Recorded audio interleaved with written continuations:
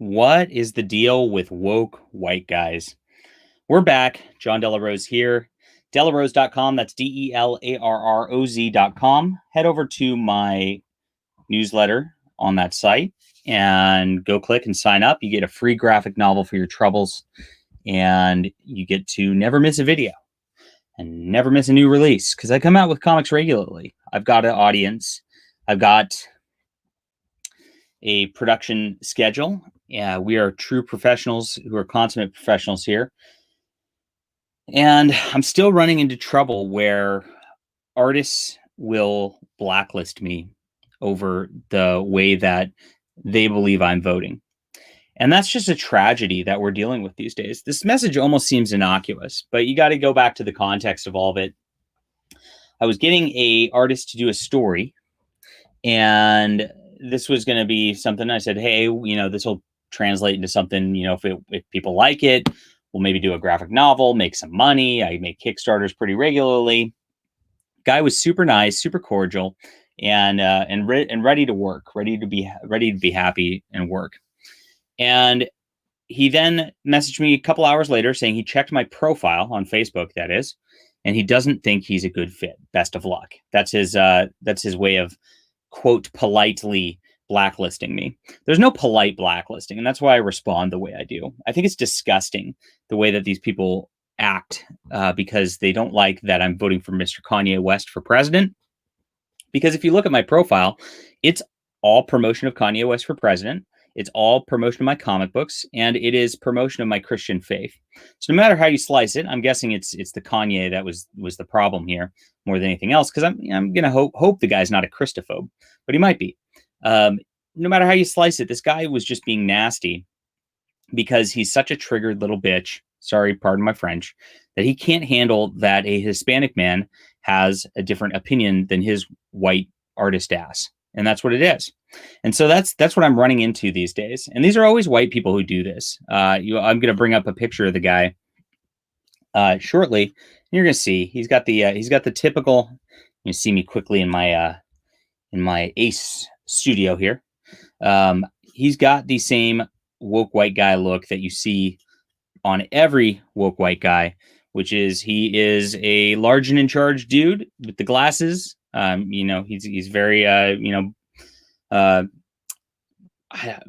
don't want to make fun of the appearance too much, but they all kind of look the same, is what it comes down to. Is that racist? I hope I'm not being racist against white people by saying that, but they do. They all kind of look the same with these woke white guys who want to try to make their points, want to try to stick it to independent comic creators like me by saying, I won't work for you because you're not voting right. And that's a lot more insidious than you guys might realize. I'm beating this drum very hard today because think about this. If people who are working or employing people are saying, if you don't vote the way we want, which may be against your best interests, but it's for our best interests, you're not going to be able to be employed. You're not going to be able to create this. We're not going to be able to get this stuff done. It wrecks competition in the marketplace. It means that we are, in essence, indentured servants to these people because we have to agree with all of their positions on all this nonsense. Otherwise, we can't get work done. We can't get products made. We can't get things done. I mean, this is the antithesis of America. It is anti-America. It is true fascism and Nazism. If you go back to the 1930s, the way that Nazism gained rise in the early 30s is they would actually go around to different social clubs and make sure they were official Nazi social clubs. And if you weren't okay with the Nazi social clubs, you were kicked out of your social club. You had to put the Nazi symbol on your business, and if you weren't, people would boycott that business. And so that came to power because of people's fear. And what happened is they just, they'd get the local baker. Maybe the local baker wasn't a Nazi, but he was so afraid of having a different viewpoint and so afraid of being able to express himself or even not express himself, trying to be apolitical, that, he would get his business destroyed in a local town because he didn't go for the Nazi party platform. And that's exactly what guys like this do. And his name's Michael Dorman. And when you don't vote the way he wants, and of course he's a Joe Biden supporter and a Antifa supporter. If you go to his platform. He's on Facebook. He's all for Antifa. He's all for domestic terrorism, and that's why he treats other people in the industry like this. This is exactly the type of thing that this guy promotes.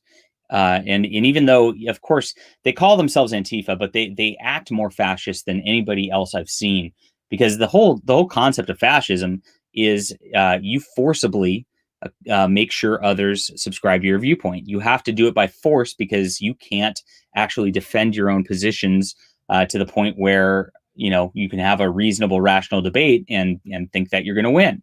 So that's where we're at these days. It's really disgusting. I'm really upset right now because I'm just trying to make a comic book. The comic book was a good one. He was all for it, all excited about it until, of course, he, went and tried to litmus test my beliefs and who I'm going to vote for.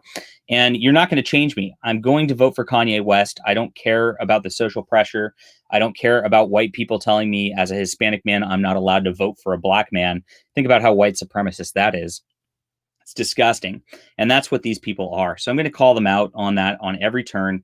I'm really upset. I really am. I can't stress enough how dangerous this is for society, how bad this is for the comic book industry, and just this is just this guy not treating another American like a human being. He's treating me as if I'm supposed to just be his intellectual slave. Right? It's pretty nasty if you think about it. So that's it. I'm going to continue to make comic books, though. Don't worry. This guy's not going to slow me down. I'll find another artist. If you're an artist and if you want to draw a quick sci-fi thing that's like 6 pages and see how that goes, of course, let me know. I'm looking for folk right now. Very sad, regardless. And for now, you can go check out my book, The Cosmic Warrior, on Amazon now. And this is the real deal. This is just fun comic books. This is great science fiction, like you guys were asking for. And we're going to continue forward. And I don't care if anybody tries to blacklist me. I'm going to make my comics anyway. And you know what? I don't know who this guy is, but he's missing out on an audience that would have enjoyed his work and would have treated him with respect, regardless of his political persuasions. But unfortunately, now he is in a position where he's going to lose those audience forever. Michael Dorman, again, is the name of the guy who did this. Very tragic. All right, support real comics. Support people who are being independent voices and aren't afraid of the mob. That's what we got to do. It's all up to you guys. And thank you for being there. I appreciate you guys who read and subscribe. It just sucks. So leave a comment down below. We'll be back later and making more videos and, of course, championing independent comics.